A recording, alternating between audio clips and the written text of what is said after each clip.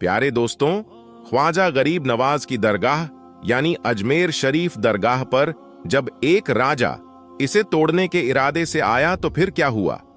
दोस्तों, ये जानकर आपके भी रोंगटे खड़े हो जाएंगे।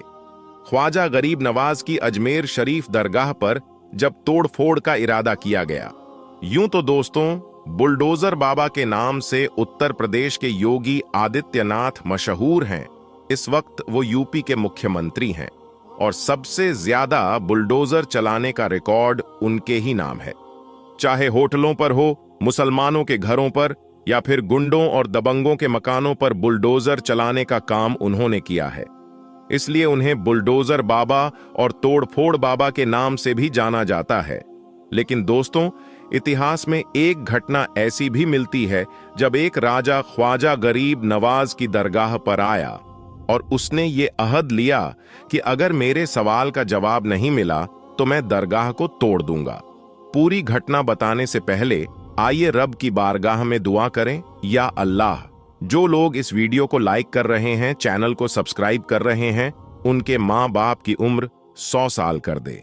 या अल्लाह, उनकी रोजी रोटी में बरकत अता फरमा और उन्हें हाजी और नमाजी बना दे।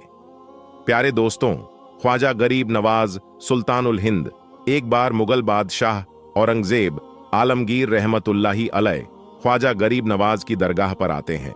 वहां पहुंचने के बाद दोस्तों उन्होंने ये अहद किया कि मैं दरगाह में सलाम पेश करूंगा, अगर मेरे सलाम का जवाब नहीं मिला तो मैं इस दरगाह को तोड़ दूंगा।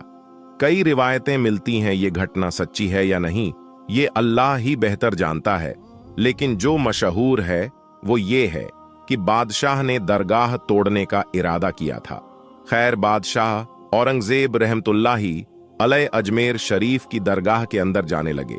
वहां उन्होंने एक आदमी को देखा था जो अल्लाह से आंखों की रोशनी मांग रहा था और कह रहा था, या अल्लाह मुझे आंखें दे दे। बादशाह उस शख्स के पास पहुंचे और पूछा, क्या हुआ? उसने जवाब दिया, हुजूर, मेरी आंखों में रोशनी नहीं है। मैं कई सालों से रोशनी के लिए दुआ कर रहा हूं, लेकिन अब तक नहीं मिली। यह सुनकर औरंगजेब को गुस्सा आ गया। उन्होंने कहा, इतने सालों से तुम यहां दुआ मांग रहे हो और तुम्हें आंखें नहीं मिली, यह ख्वाजा के दरबार में कैसे मुमकिन है? गुस्से में उन्होंने कहा, सुनो, मैं ख्वाजा गरीब नवाज की बारगाह में जा रहा हूं। अगर मेरे लौटने तक तुम्हें आंखों की रोशनी नहीं मिली तो मैं अपनी तलवार से तुम्हारा सिर काट दूंगा। यह कहकर बादशाह दरगाह की ओर चले गए।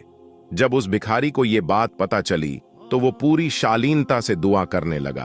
उसने कहा, या ख्वाजा गरीब नवाज, अब तक मैं सिर्फ आंखों की रोशनी मांग रहा था, लेकिन अब तो मेरी जान खतरे में है। अगर आपने अब मेरी फरियाद नहीं सुनी तो मेरा सिर काट दिया जाएगा। ऐ ख्वाजा, अब मेरी जान पर बात आ गई है, मुझे आंखें दिला दीजिए। दोस्तों, अब क्या था कि उस शख्स ने दिल से ख्वाजा गरीब नवाज को पुकारा। जैसे ही उसने दिल से पुकारा तो ख्वाजा का करिश्मा शुरू हो गया। इधर बादशाह औरंगजेब ख्वाजा गरीब नवाज की बारगाह में पहुंचे। वहां जाकर उन्होंने सलाम पेश किया। पहली बार सलाम किया लेकिन कोई जवाब नहीं आया। दूसरी बार फिर से सलाम किया लेकिन तब भी कोई जवाब नहीं मिला। अब बादशाह औरंगजेब ने गुस्से में आकर तीसरी बार ख्वाजा की बारगाह में सलाम पेश किया। जैसे ही तीसरी बार सलाम पेश किया तो फिर ख्वाजा की बारगाह से जवाब आ गया। जैसे ही जवाब मिला, बादशाह औरंगजेब आलमगीर रहमतुल्लाही अलैह के दिल की हालत बदल गई। उनका दिल और दिमाग एक अजीब सी कैफियत में चला गया। अब उन्हें जवाब मिला। साथ ही ये आवाज आई, ऐ बादशाह, ऐसी जिद मत करना। मैंने जो तेरे सलाम का जवाब देने में देरी की वो इसीलिए कि जिस इंसान की आंखों की रोशनी के लिए तूने जिद की थी उसके लिए मैं अपनी जगह से हटा था। मैं उसकी आंखों की रोशनी लेने के लिए गया था। जब ये सुना तो बादशाह औरंगजेब का दिल और दिमाग बदल गया। उन्होंने जो कहा था कि वो ख्वाजा की दरगाह को तोड़ देंगे, वो सब भूल गए। अब वो एक अलग ही कैफियत में आ गए। दरगाह से बाहर निकले तो देखा कि वो इंसान जो सालों से अपनी आंखों की रोशनी मांग रहा था, उसे अल्लाह का करिश्मा और ख्वाजा मोइनुद्दीन की करामत से आंखों की रोशनी मिल गई थी। तो प्यारे दोस्तों, जब वक्त का इतना बड़ा बादशाह ख्वाजा गरीब नवाज की दरगाह को तोड़ने के इरादे से आया था, तो वो खुद ख्वाजा का होकर रह गया। उसका दिल और दिमाग पूरी तरह बदल गया। आजकल भी कुछ लोग दरगाहों को तोड़ने की बात करते हैं, लेकिन सोचिए, जब औरंगजेब जैसा बादशाह ख्वाजा की बारगाह को नहीं तोड़ पाया, तो आप क्या कर लेंगे? उनकी बारगाह का मर्तबा इतना ऊंचा है कि कोई कुछ नहीं कर सकता। प्यारे दोस्तों, बाद में औरंगजेब रहमतुल्लाही अलैह इतने बड़े बुजुर्ग बन गए कि उन्हें खुद अल्लाह का वली कहा जाने लगा। आज भी दुनिया उन्हें हजरत औरंगजेब आलमगीर रहमतुल्लाही अलैह के नाम से जानती है। और दोस्तों, उनके साथ एक और बड़ी बात यह भी जुड़ी है कि उन्होंने फतवाए आलमगीरी को अपने दौर में लिखवाया। उन्होंने अपने वक्त के बड़े बड़े औलेमा और मुफ्तियों को बुलाकर इस किताब को तैयार करवाया, और ये किताब आज तक मुसलमानों की रहनुमाई करती है। तो दोस्तों, ये है ख्वाजा गरीब नवाज का मर्तबा। अगर आप भी ख्वाजा गरीब नवाज के चाहने वाले हैं, तो इस वीडियो को दिल से लाइक करें और अपने दोस्तों के साथ शेयर करें। अजमेर शरीफ में हुई सांप की बारिश। दोस्तों, अजमेर मोअल्ला में हुई सांप की बारिश। और दोस्तों, जब हो गई अजमेर शरीफ में सांप की बारिश, तो फिर क्या हुआ? और जब सांप की बारिश हुई, तो इन सांपों ने क्या किया? दोस्तों, एक सनसनीखेज वीडियो आपके सामने रखने जा रहे हैं उस धरती से, जिस धरती के राजा महाराजा गरीब नवाज सरकार हैं। दोस्तों, ख्वाजा गरीब नवाज की दरगाह अजमेर मोअल्ला, और उस अजमेर मोअल्ला में जब हुई सांप की बारिश, तो फिर क्या हुआ? दोस्तों, कैसे दिखी ख्वाजा गरीब नवाज की करामत आपके सामने रखने जा रहे हैं। जब हुई अजमेर शरीफ में सांप की बारिश, और कौन सा दौर था? और जब सांप की बारिश हुई, तो फिर क्या हुआ? दोस्तों, गूंज उठा हर तरफ अल्लाहू अकबर। दोस्तों, हिंदुस्तान की धरती में जब संजर के सुल्तान संजरी सरकार ख्वाजा गरीब नवाज तशरीफ लाए, तो दोस्तों, सबसे पहले वो जिस जगह पर पहुंचे, वो जगह हिंदुस्तान का वो खित्ता अजमेर मोअल्ला था।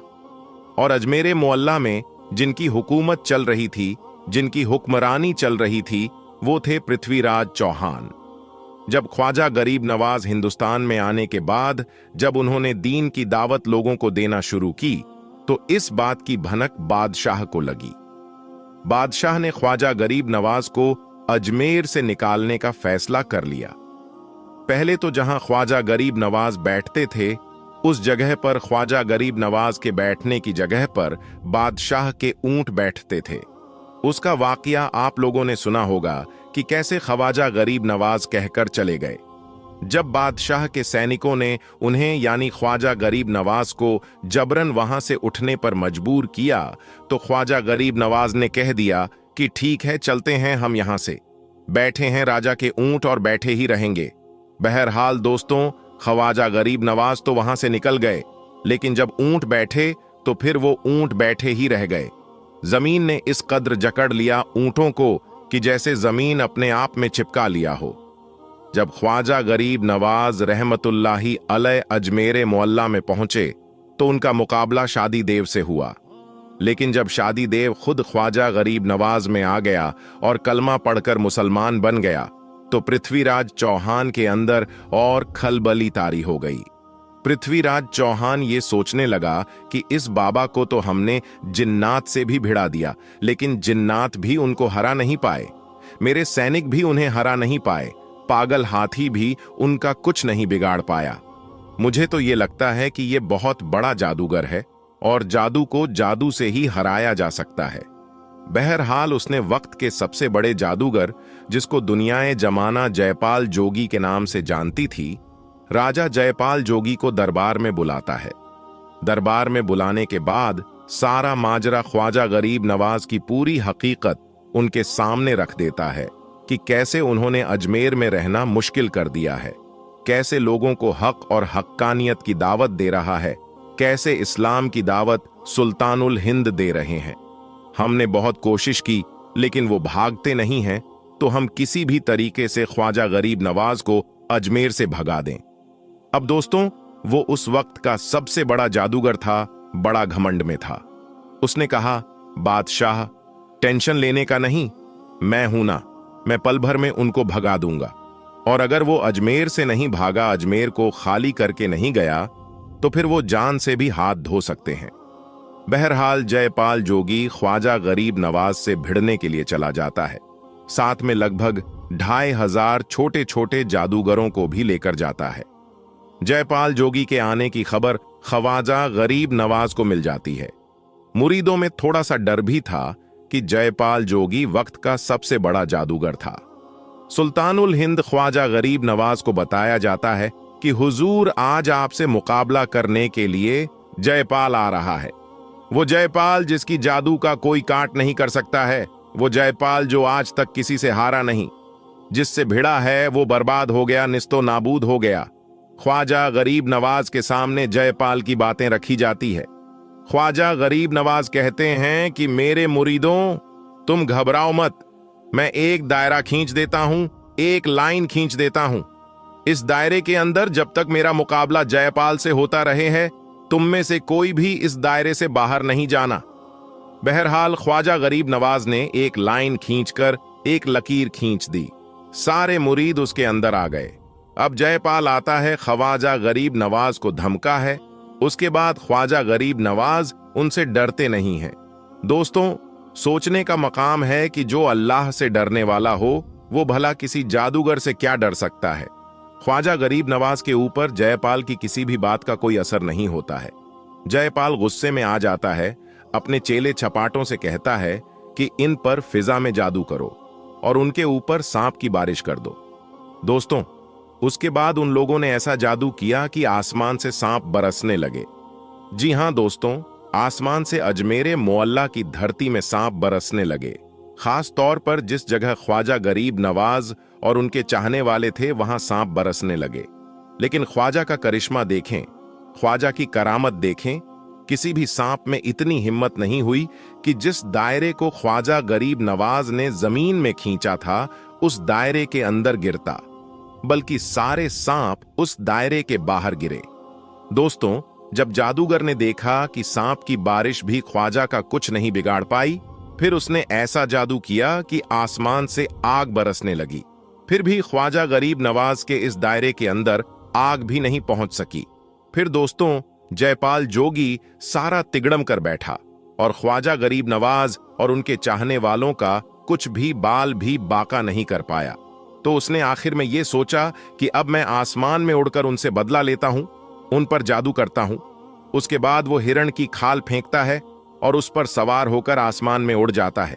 दोस्तों, इतना देखना था कि ख्वाजा गरीब नवाज अपने खड़वान को हुक्म देते हैं कि जाओ कि कुफ्र आसमान में है और तू यहां पर है, जाओ उसको पकड़कर मेरी बारगाह में लेकर आओ। बस फिर क्या था दोस्तों, ख्वाजा गरीब नवाज का खड़ावन उड़ता है।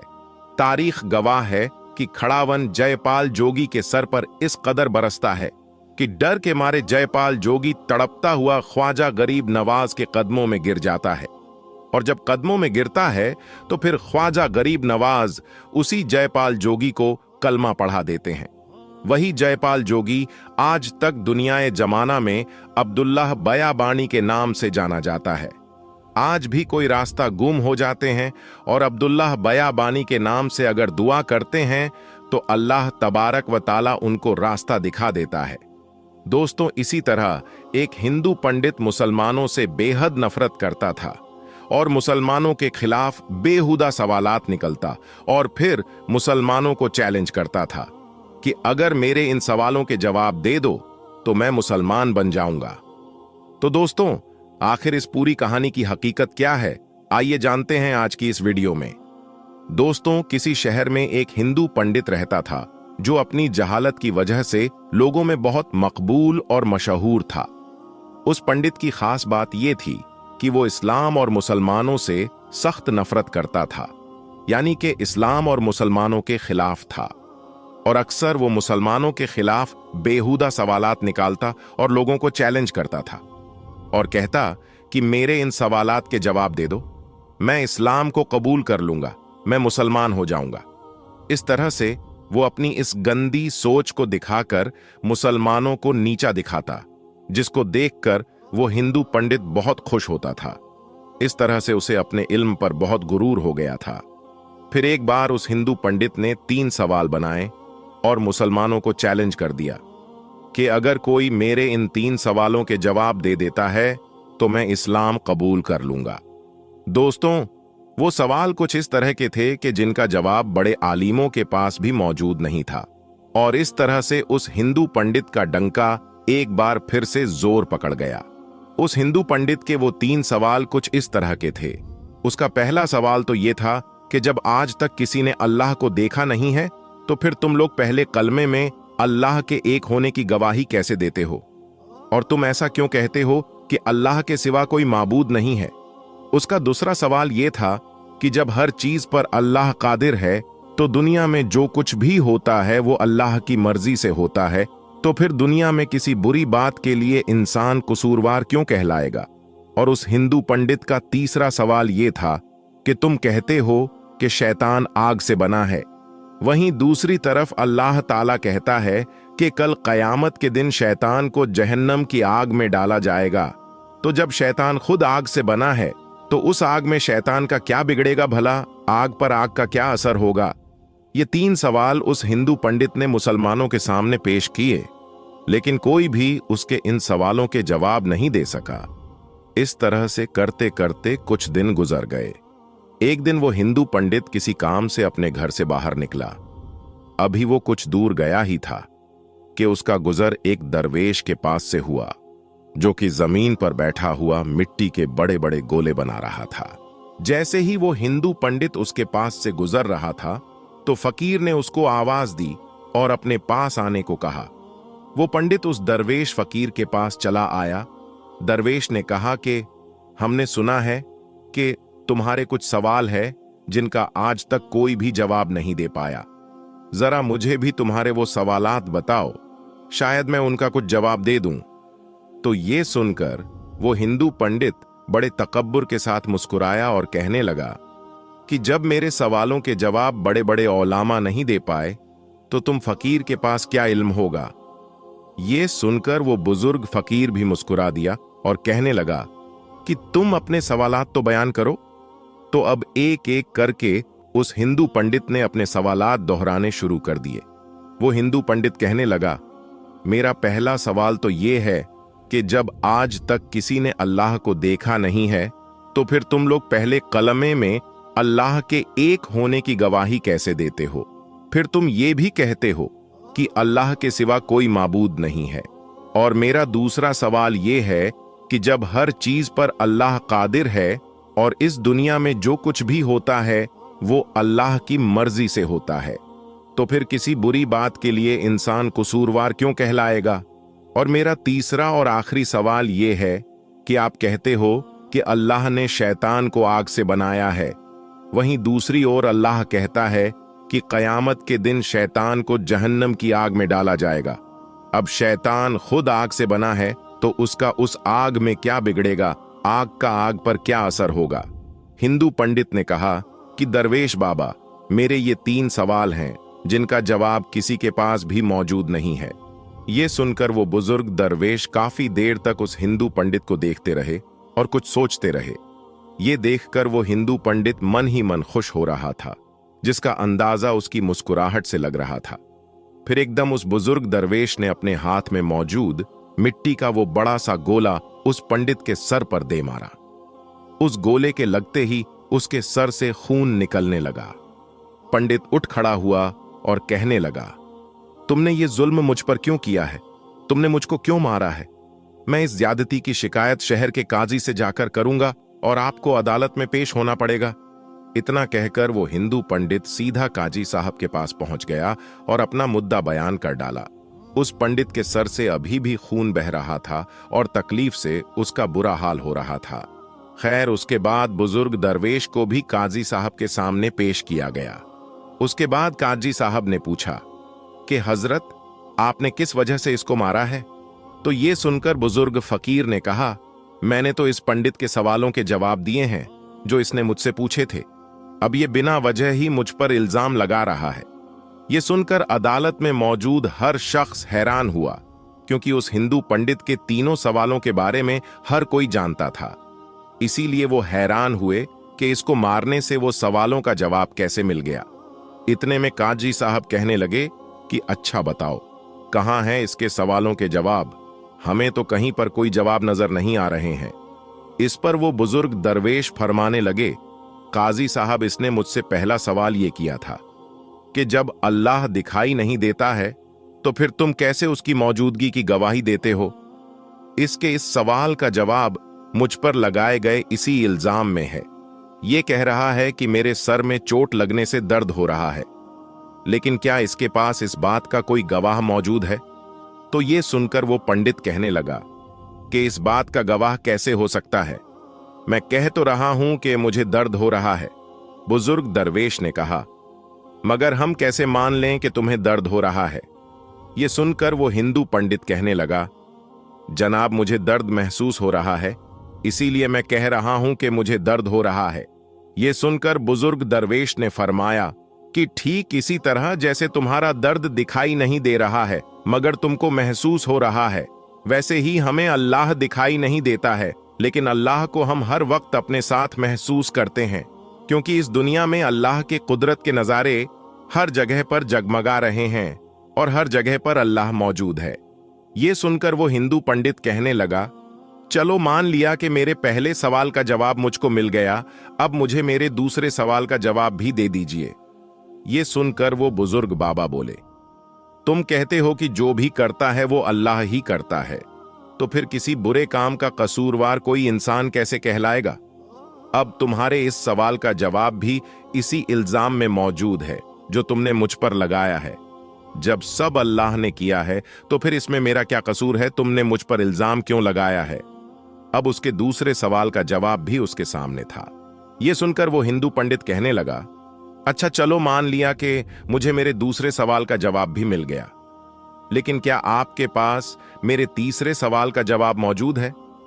वो बुजुर्ग दरवेश कहने लगे, तुम्हारा तीसरा सवाल यह है कि शैतान आग से बना है और अल्लाह कहता है कि कयामत के दिन शैतान को आग में डाला जाएगा, तो उस आग में शैतान का क्या बिगड़ेगा? आग का आग पर क्या असर होगा? अब तुम ये बताओ कि तुम किस चीज से बने हो? वो हिंदू पंडित कहने लगा, मैं मिट्टी से बना हूं। तो ये सुनकर बुजुर्ग दरवेश पूछने लगा कि वो गोला जो मैंने तुम्हारे सर पर मारा था वो किस चीज से बना था? तो पंडित कहने लगा, वो भी मिट्टी का बना हुआ था। इस पर बुजुर्ग ने कहा, बिल्कुल ठीक, जैसे तुम मिट्टी से बने हो और वो गोला भी मिट्टी से बना था जिससे तुम्हारा सर फट गया है। अब अगर तुम ये कहते हो कि शैतान आग से बना है और कयामत के दिन जब उसको जहन्नम की आग में डाला जाएगा तो उस आग का शैतान पर क्या असर होगा? तो इस तरह से तुम्हें भी मिट्टी के गोले से कुछ नहीं होना चाहिए था, लेकिन तुम्हारा तो सर जख्मी हो गया।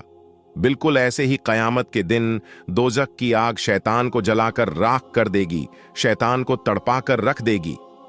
वो हिंदू पंडित ये सुनकर बहुत ही हैरान हुआ, और यही नहीं बल्कि उस अदालत में मौजूद हर शख्स ये सुनकर बहुत हैरान था कि किस तरह एक बुजुर्ग दरवेश, एक फकीर बाबा ने एक हिंदू पंडित को लाजवाब कर दिया। उसके बाद वो हिंदू पंडित वहीं अदालत में कलमा पढ़कर मुसलमान हो गया। प्यारे दोस्तों, बेशक अल्लाह ताला बहुत करीम है, जिसको चाहे जहां पर चाहे हिदायत दे दे। अल्लाह जब चाहे किसी को बख्श दे। अल्लाह हर चीज पर कादिर है। इन अल्लाह अला कुल्ली शैइन कदिर। प्यारे दोस्तों, हमारे नबी हजरत मोहम्मद मुस्तफ़ा सल्लल्लाहु अलैहि वसल्लम की तालीमात भी हमें यही सिखाती है कि दूसरों के खुदाओं को बुरा भला मत कहो और अपने दुश्मन से भी अच्छी तरह से पेश आओ, और अपने दुश्मन को कभी धोखा मत देना। अपने पड़ोसियों को, चाहे वो किसी भी मजहब से ताल्लुक रखता हो, उनसे अच्छे से पेश आना, उसे भूखा सोने मत देना। और यही हुस्ने अखलाक, यही तालीमात गैरों को अपनी तरफ माइल करती है और आपके सच्चे ईमान वाले होने का सबूत देती है। दोस्तों, अब हम आपको मुंबई की एक ऐसा करामाती दरगाह की जियारत कराएंगे जो कि मुंबई की सीएसटी रेलवे स्टेशन पर मौजूद है। इस दरगाह में आराम फरमाने वाले अल्लाह के वली के एक बहुत बड़ी करामत का वाकिया, जिसे आज की वीडियो में हम आपको बताएंगे। वीडियो को शुरू करने से पहले आप लोगों से एक छोटी सी गुजारिश है कि इस वीडियो को एक लाइक करके हमारे चैनल को सब्सक्राइब जरूर कर लीजिएगा, क्योंकि हम ऐसी ही प्यारी प्यारी वीडियो आपके लिए लाते रहते हैं। तो चलिए शुरू करते हैं आज की वीडियो। दोस्तों, हजरत बिस्मिल्लाह शाह बाबा रहमतुल्लाही अलैह की मज़ार महाराष्ट्र के शहर मुंबई के इलाके Saint George CST railway station पर मौजूद है। आपका पूरा नाम हजरत सैयद बिस्मिल्लाह शाह कादरी रहमतुल्लाही अलैह है। आप आले रसूल हैं। आप मुल्क अरब से हिंदुस्तान तशरीफ लाए और महाराष्ट्र के शहर मुंबई के इलाके में सुकूनत पजीर हुए। आप बड़े ही परहेजगार आबिदो जाहिब थे। आप बड़े ही जलीलुल कद्र वलिये कामिल हैं। आपका आस्थाना मुबारक मुंबई के सीएसटी रेलवे स्टेशन पर प्लेटफॉर्म नंबर 15 पर मौजूद है। इसलिए लोग जब भी सफर करने के लिए जाते हैं तो आपकी बारगाह में इस अकीदत के साथ हाजिर होते हैं कि जब भी सफर के लिए निकले तो उनका सफर आसान हो और आपकी दुआ से उनका सफर खैरियत से हो। आप रहमतुल्लाही अलैह की करामात के बारे में यह मशहूर है कि जब हजरत बिस्मिल्लाह शाह रहमतुल्लाही अलैह अरब से हिंदुस्तान तशरीफ लाए और मुंबई में सुकूनत पजीर हुए तो आपने अपनी इबादत गाह एक दरख्त के नीचे बना ली। जहां आपने इबादत गाह बनाई थी वहीं ट्रेन की पटरी लगाई जा रही थी।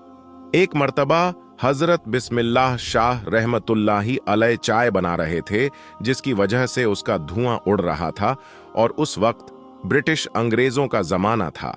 वो लोग ट्रेन की पटरी लगा रहे थे। जब उन लोगों ने देखा कि दरख्त के नीचे से धुआं निकल रहा है तो वो लोग उस दरख्त के करीब गए तो देखा कि एक बुजुर्ग अल्लाह के वली चाय बना रहे हैं। तो उन लोगों ने उनको हटने के लिए कहा क्योंकि उन लोगों को वहां पर पटरी बिछाने थी। लेकिन बिस्मिल्लाह शाह बाबा रहमतुल्लाही अलैह ने हटने से मना फरमा दिया तो अंग्रेजों ने उनको जबरदस्ती हटा दिया और अपना काम शुरू कर दिया। काम करते करते रात गुजरी तो सुबह देखा कि जो पटरी उन लोगों ने बिछाई थी वो उखड़ी पड़ी हुई थी। तो फिर उन लोगों ने काम शुरू कर दिया और पटरी को वापस बिछाने लगे। इसी तरह रात गुजरी। फिर दूसरे दिन सुबह देखा तो फिर से पटरी उखड़ी पड़ी हुई थी। फिर से वो लोग पटरी बिछाते और वो उखड़ जाती। जब ऐसे 3-4 दिन ऐसे मामला होता रहा तो वो लोग समझ गए कि हो ना हो ये करामत उस फकीर की है जो चाय बना रहे थे। तो वो लोग पटरी को हटाकर दूसरी जगह शिफ्ट किया और फिर बिस्मिल्लाह शाह बाबा रहमतुल्लाही अलैह की वो इबादत वाली जगह को छोड़ दिया जहां आज आप रहमतुल्लाही अलैह की मज़ार पाक मौजूद है। तो दोस्तों ये है अल्लाह के वलियों की शान कि उन्होंने अंग्रेजों को ये सबक सिखा दिया कि कभी भी अल्लाह के वलियों से न उलझना। अल्लाह ताला उसके हबीब और हजरत सैयद बिस्मिल्लाह शाह और तमाम औलिया और अहले बैत के वसीले से हम सबको मुकम्मल इश्क़े रसूल अता फरमाए।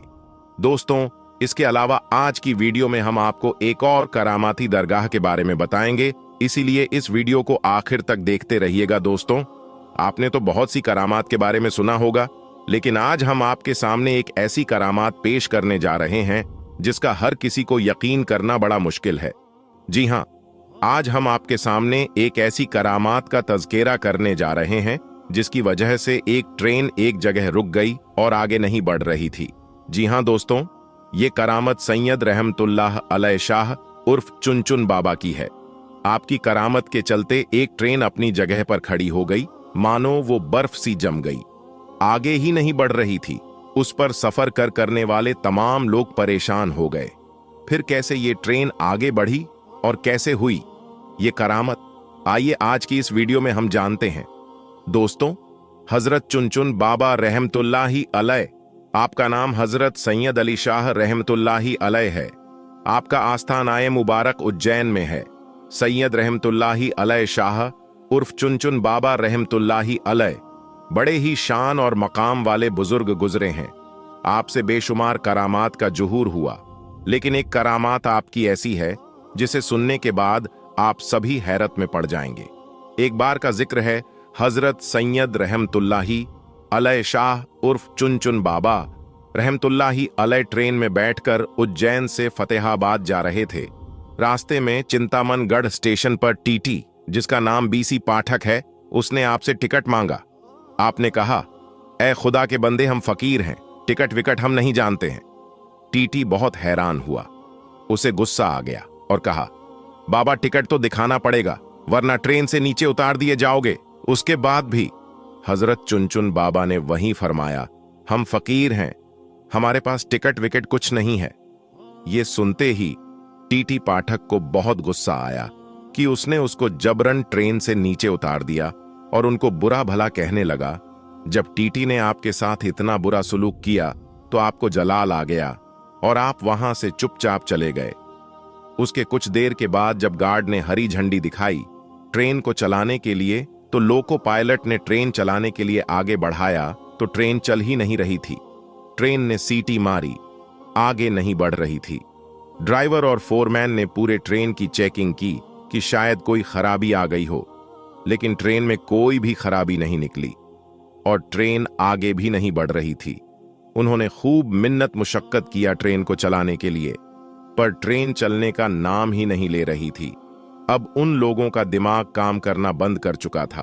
वो परेशान हो गए थे। आखिर ट्रेन को क्या हो गया है? ट्रेन स्टार्ट क्यों नहीं हो रही है? आगे क्यों नहीं बढ़ रही है? वो सब थक हार मान चुके थे। तब उसी ट्रेन में एक बुजुर्ग थे। उन्होंने कहा, जब तक तुम लोग सैयद रहमतुल्लाही अलैह शाह उर्फ चुन बाबा को ट्रेन में सवार नहीं करोगे तब तक ट्रेन नहीं चल सकती, क्योंकि तुमने उनके साथ बदजुबानी की है, उनकी शान में गुस्ताखी की है, इसलिए तुम्हारी ट्रेन आगे नहीं बढ़ रही है। जैसे ही ये बात लोगों ने सुना तो हैरान हो गए और सारे ट्रेन अधिकारी चुन बाबा के आगे हाथ जोड़कर माफी मांगने लगे और गिड़गिड़ा लगे। हजरत सैयद रहमतुल्लाही अलैह उर्फ चुन बाबा ने कहा, मुझसे टिकट मांगता है, जबकि ट्रेन में मौजूद काफी लोगों के पास टिकट नहीं है, क्योंकि उज्जैन रेलवे खिड़की पर टिकट ही नहीं है। सारे अधिकारी ये सुनकर हैरान हो गए। जब अधिकारियों ने ट्रेन में तलाश किया तो हकीकत में किसी के पास टिकट नहीं निकला और ना ही उज्जैन टिकट घर में कोई टिकट मिला। फतेहाबाद की टिकट गायब थी। अल्लाहू अकबर! ये करामत देखकर वो सारे लोग बहुत शर्मिंदा हुए और वो टीटी पाठक भी बहुत शर्मिंदा हुआ और वो लोग समझ गए हजरत रहमतुल्लाही अलैह शाह उर्फ चुन बाबा बड़े ही करामात वाले हैं। जब उन्होंने सबकी चेकिंग कर ली तो आपसे आकर कहने लगे, आप हमें माफ कर दें, हमसे बहुत बड़ी भूल हो गई है, हमसे बहुत बड़ी गलती हो गई है, मेहरबानी करके हम पर रहम फरमाइए और आप ट्रेन में वापस सवार हो जाइए ताकि सारे लोगों को सुकून हो जाए और हमारी ट्रेन फिर से आगे बढ़ सके। उसके बाद सैयद रहमतुल्लाही अलैह शाह उर्फ चुन बाबा को उनके ऊपर रहम आ गया और आप रेल में वापस तशरीफ ले आए। जैसे ही आप ट्रेन में बैठ गए, ट्रेन वैसे ही आगे बढ़ने लगे। सुभान अल्लाह। दूसरे दिन टीटी पाठक को किसी वजह से नौकरी से निकाल दिया गया। टीटी को अपनी गलती का एहसास था।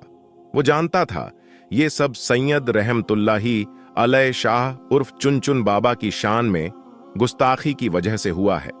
उज्जैन शहर में ही हजरत मौलाना गयासुद्दीन चिश्ती उर्फ मौलाना मौज रहमतुल्लाही अलैह का मज़ार अक़दस है। उनके मज़ार के बाहर ही एक बुजुर्ग सूफी अब्दुल अजीज बाबा रहते थे, जो शरीयत, तरीकत, मारिफत व हकीकत के मंजिलों से आगाह थे। पाठक साहब भी कभी कभी अब्दुल अजीज बाबा के पास जाते थे। एक दिन पाठक साहब ने अब्दुल अजीज बाबा से कहा, सरकार, मुझसे एक गलती हो गई है। मैंने चुन बाबा को ट्रेन से उतार दिया था तो मैं भी अपनी नौकरी से निकाल दिया गया हूं। अब आप ही मेरी मदद कीजिए। मेहरबानी आप मेरी सिफारिश हजरत सैयद रहमतुल्लाही अलैह शाह उर्फ चुन बाबा से कर दें ताकि मेरी जिंदगी के रेल वापस पटरी पर आ जाए। हजरत अब्दुल अजीज बाबा को चुन बाबा के जलाल का बखूबी इल्म था, जबकि उनका लक़्ब ताज़े मज़ार था। पहले वो तैयार नहीं हुए, मगर पाठक साहब के इसरार करने पर अब हजरत रहमतुल्लाही अल शाह उर्फ चुन बाबा के पास जाने को तैयार हो गए। अब्दुल अजीज बाबा चुन बाबा के पास गए और कहा, हुजूर, उसे अपनी गलती का एहसास है। ये अपनी नौकरी से निकाल दिया गया है। उसके बाल बच्चे अब क्या खाएंगे? ये मर जाएगा। आप उस पर रहम फरमाइए हजरत। चुन बाबा बहुत ही रहम दिल थे। आपके अंदर रहम समाया हुआ था। आपने अपनी रहमत भरी नजर डाली और बोले, जाओ, इंशाअल्लाह कल ये बहाल हो जाएगा। यानी ये जो परेशान है कल वो हल हो जाएगा और अब अल्लाह के वली ने फरमा दिया है तो वो होकर रहता है। दूसरे दिन टीटी पाठक को अपनी पोजीशन पर वापस बुला लिया गया और उसे नौकरी वापस मिल गई। सुभान अल्लाह। तो दोस्तों, देखा आपने हजरत सैयद अली शाह उर्फ चुन बाबा की ये करामत, जिसके चलते एक ट्रेन अपने दर पर खड़ी रह गई। दोस्तों, अल्लाह वाले की शान बहुत बड़ी होती है, उनकी करामात बहुत बड़ी होती है। दोस्तों, हजरत अली रजी अल्लाह ताला अन्हो ने फरमाया कि 11 औरतें बेवफा होती हैं। तो वो 11 औरतें कौन कौन सी है, आगे हम आपको इस वीडियो में जरूर बताएंगे। इसलिए जो भी शादीशुदा मुसलमान इस वीडियो को देख रहे हैं और आप मालूम करना चाहते हैं कि जो औरतें बेवफा होती हैं उनके अंदर कौन कौन सी निशानियां होती हैं, तो इस वीडियो को आप आखिर तक जरूर देखिएगा। दोस्तों, हजरत अली ने फरमाया कि बेवफा औरतों की 11 निशानियां होती हैं। नंबर 1, पर्दा ना करने वाले औरत। दोस्तों, हजरत अली ने फरमाया कि जो औरत अपने आप को ढककर नहीं रखती वो इस दुनिया की बेवफा औरतों में से एक औरत है। नंबर 2, शौहर की नाफरमानी करने वाली औरत। दोस्तों, हजरत अली ने फरमाया कि जो औरत अपने शौहर का कहना नहीं मानती वो इस दुनिया की सबसे बेकार और बेवफा औरतों में से एक है। नंबर 3, बदजुबान औरत। हजरत अली ने फरमाया कि जो औरत बदजुबान होगी यानी अपने मुंह से गलत बातें करने वाली औरत भी बेकार और बेवफा होती है। नंबर 4, बालों को खुला रखने वाली औरत। दोस्तों, जो औरत अपने बालों को खुला छोड़ती है यानी अपने बालों की नुमाइश करती है वो भी बुरी और बेवफा औरत होती है। नंबर 5, सबसे ज्यादा अक्लमंद समझने वाली औरत। दोस्तों, हजरत अली ने फरमाया कि ऐसी औरत जो अपने खानदान में अपने आप को सबसे अफजल समझती है वो औरत भी बेकार और बेवफा होती है। नंबर 6, ज्यादा बोलने वाली औरत। दोस्तों, हजरत अली ने फरमाया कि ऐसी औरत जो दूसरों को बोलने का मौका नहीं देती, ऐसी औरत भी बुरी औरत होती है। नंबर 7, ज्यादा सोने वाली औरत। हजरत अली ने फरमाया कि ऐसी औरत भी बेकार औरत होती है जो सोने की ज्यादा फिक्र करती है यानी जिसको नींद बहुत ज्यादा पसंद हो। नंबर 8, चीख चीख कर बोलने वाली औरत। हजरत अली ने फरमाया कि जो औरत जोर जोर से बात करती है वो औरत भी बेवफा होती है। नंबर 9, बारीक लिबास पहनने वाली औरत। दोस्तों, हजरत अली ने फरमाया कि जो औरत बारीक यानी दिखावे वाले कपड़े पहनती हैं वो औरत भी बेकार और बेवफा औरत होती है। नंबर 10, पीठ पीछे बुराई करने वाली औरत। दोस्तों, हजरत अली ने फरमाया कि ऐसी औरत भी बेकार और बेवफा होती है जो लोगों के पीठ पीछे अपने खानदान की बुराई करती है। नंबर 11, ज्यादा घूमने फिरने वाली औरत। दोस्तों, हजरत अली ने फरमाया कि जो औरत फिजूल घूमना फिरना ज्यादा पसंद करती है यानी बाजार के चक्कर लगाने की शौकीन होती है तो वो औरत भी बेकार और बेवफा होती है। दोस्तों, आखिर में अल्लाह ताला से दुआ है कि अल्लाह ताला हमारे मुसलमान माओ बहनों को हिदायत अता फरमाए और अपने शौहरों की हुक्म की तामील करने की तौफीक अता फरमाए। आमीन सुम्मा आमीन। दोस्तों, आज की इस वीडियो में बस इतना ही। हम मिलेंगे आपको अगली वीडियो में, तब तक के लिए अल्लाह हाफिज।